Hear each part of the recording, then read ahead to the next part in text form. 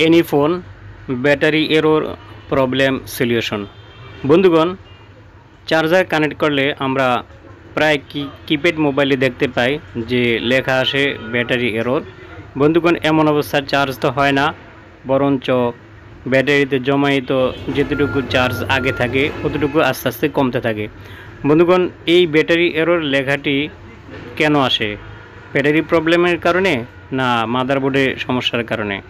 বন্ধুগণ, এই বিষয়টি আজকে আমি আমার এই ভিডিওর মাধ্যমে আপনাদের সাথে ডিটেলস আলাপ করব।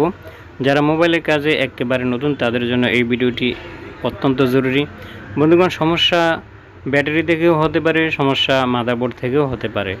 বন্ধুগণ, তবে কোন সময় ব্যাটারি থেকে সমস্যাটি হয় বা কোন সময় কি হলে কি কারণ পাওয়া গেলে মাদারবোর্ড থেকে সমস্যা হতে পারে, এই বিষয়টি আমাদেরকে মেপে বার করতে হবে। ঠিক আছে, তো আমাদেরকে এই পর্যায়ে একটি মাল্টিমিটার নিতে হবে। মাল্টিমিটারটি ডায়োড রেঞ্জে রাখতে হবে, কন্টিনিউটি মোডে রাখতে হবে। আমি ডায়োড রেঞ্জে বা কন্টিনিউটি মোডে আমার মিটারটি সিলেক্ট করে নিলাম।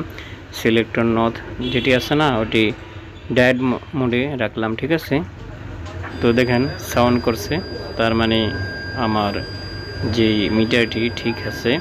তো বন্ধুগণ, মাদারবোর্ড মাপার পূর্বে অবশ্যই আমাদের মিটারগুলি ঠিক আছে কিনা সেটি আগে লক্ষ্য রাখতে হবে। মিটার যদি উল্টাপাল্টা কাজ করে তাহলে কিন্তু আপনার কাজ উল্টাপাল্টা হবে, যেটা অনাকাঙ্ক্ষিত সমস্যা দেখা দিতে পারে।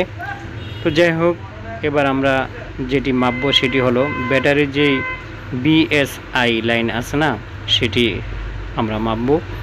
বাকি দুটি মাপার কোনো প্রয়োজন নাই, যেহেতু সেটটি চালু হয় সেজন্য নেগেটিভ পজিটিভ মাপার কোনো প্রয়োজন নাই, শুধু বিএসআই লাইনটি দেখব ঠিক আছে কিনা। দেখেন বিএসআই লাইন ঠিক আছে 1600-এর উপরে, তার মানে লাইনটি ঠিক আছে।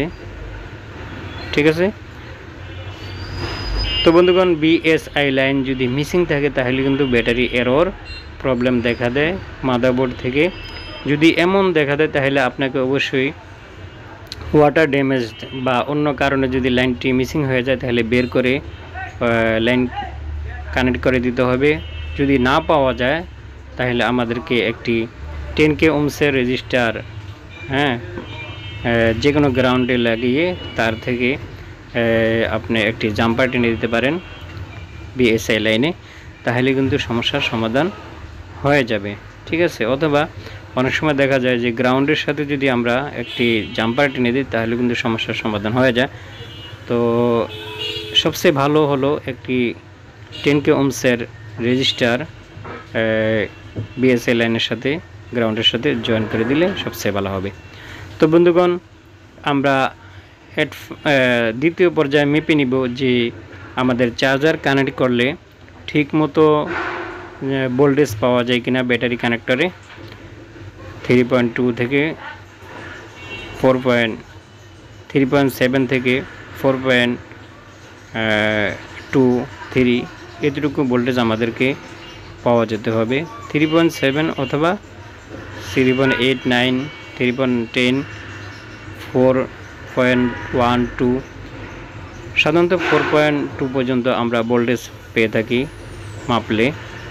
ঠিক আছে, বিশেষ করে চাইনিজ সেটগুলিতে, আগের যে পুরাতন নোকিয়ার সেগুলিতে 3.7 পাওয়া যায়। তো যাই হোক, এখন আমরা চার্জার কানেক্ট করব। চার্জার কানেক্ট করার পর আমরা হট টেস্ট করব, অর্থাৎ আমাদের যে ডায়োড মোডে ছিল আগে, ডায়োড মোড থেকে আমাদের মিটারে কাটা ভোল্টেজ মোডে রাখবো 20 ভোল্টেজে। ঠিক আছে, রাখার পর মাপবো। দেখেন 4.2 ভোল্টেজ আমরা পাচ্ছি, তার মানে আমাদের চার্জিং আইসিতে চার্জিং পোর্টে কোনো প্রবলেম নাই, কোথাও কোনো শর্ট নাই। তার মানে চার্জিং পোর্ট থেকে আইসি পর্যন্ত অনেক সময় দেখবেন কিছু কম্পোনেন্ট ইউজ করা হয়, কোনো কম্পোনেন্ট যদি শর্ট থাকে তাহলে কিন্তু 4.2 ভোল্টেজ দেখাবে না। চার্জিং আইসি ঠিক থাকার পরও, চার্জিং পোর্ট ঠিক থাকার পরও, অথবা চার্জিং আইসি থেকে ব্যাটারি কানেক্ট করার পর্যন্ত যে লাইনটি থাকবে সেখানে কোনো কম্পোনেন্ট যদি শর্ট থাকে তাহলে কিন্তু আপনার 4.2 ভোল্টেজ অর্থাৎ একুরেট ভোল্টেজ দেখাবে না। ঠিক আছে, তো সেটটি যেহেতু ঠিক আছে, এবার আমরা ব্যাটারিটি মেপে দেখব। তো হট টেস্টে নয়, কুল টেস্টে। তো সেই জন্য আমরা সিলেক্টর নটটি ডায়োড রেঞ্জে রাখবো, ঠিক আছে। যেহেতু আমরা কুল টেস্ট করব, হট টেস্ট নয়, ব্যাটারি কুল টেস্ট করব। ওকে, ব্যাটারিতে কোনো রকম প্রবলেম আছে কি না বন্ধুগণ। এবার দেখব যে আমাদের মিটার ঠিক আছে কি না। হ্যাঁ, বিফ সাউন্ড দিচ্ছে, কোয়ান্টিটি দেখাচ্ছে। তো আমরা মিটারের যে লাল প্রপটি আছে সেটি বিএসআই লাইনে ধরবো, ঠিক আছে। আর কালোটি পজিটিভে ধরবো ব্যাটারি, ঠিক আছে। দেখবো কোনো রকম মান দেখায় কি না।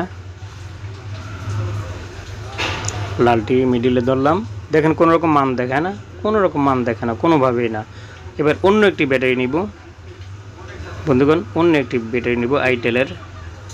আমরা লালটি মিডিলে আর কালোটি পজিটিভে ধরবো। দেখেন মান দেখাচ্ছে 1600-এর উপরে, তার মানে সেটের যে ব্যাটারি কানেক্টর আছে সেখানেও 1600-এর উপরে দেখায়,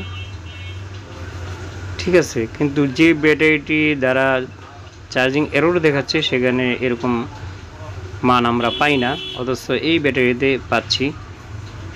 এই যে, তাহলে আমরা কি করব, এই পর্যায়ে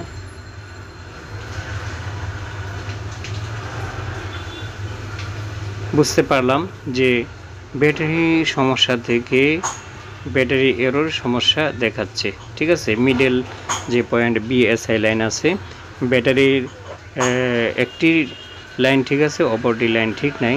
তো আমরা লালটি দিয়ে এবার চেক করব যে সমস্যার সমাধান হয় কি না ব্যাটারি চেঞ্জ করলে। দেখি বন্ধুগণ, মুখস্থভাবে যে কেউ ব্যাটারি চেঞ্জ করলে হয়ে যাবে, কিন্তু বিষয়টি জানতে হবে কেন এই সমস্যা তৈরি হয়। সেই জন্য আমাদের আজকের এই ভিডিওটি। ভালো মিস্ত্রি হতে হলে আমাদেরকে কারণ জানতে হবে, কেন কি কারণে এই সমস্যা। তো দেখা যাক চার্জ নেয় কিনা, ব্যাটারি এরর লেখা আসে কিনা দেখি। বন্ধুগণ, ব্যাটারি এরর লেখা আসে না আমরা দেখতে পারলাম, তার মানে সমস্যার সমাধান কিন্তু হয়ে গিয়েছে। সব সময় যে আমাদেরকে চার্জিং পোর্ট চেঞ্জ করতে হবে বা চার্জিং আইসি চেঞ্জ করতে হবে, বিষয়টি এমন না। আমাদেরকে সেটটি খোলার পূর্বে অনেকগুলি পরীক্ষা আছে, সেই পরীক্ষা নিরীক্ষাগুলি করতে হবে, ঠিক আছে। এবার আমরা এই ব্যাটারি বের করে আগের ব্যাটারিটি দিয়ে চেক করব চার্জিং এরর আসে কিনা। এই যে এটি আগের ব্যাটারি ছিল এই সেটের সাথে, কাস্টমার ব্যাটারি এররের কারণে আমার কাছে সেটটি দিয়েছেন। আমি এই সুযোগে একটি ভিডিও আপনাদের জন্য তৈরি করে ফেললাম।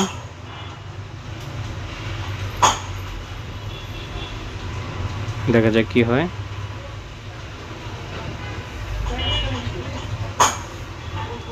দেখা যাক ব্যাটারি এরর, এই যে দেখেন সাথে সাথে ব্যাটারি এরর লেখা এসে গিয়েছে। তার মানে আমরা বুঝতে পারলাম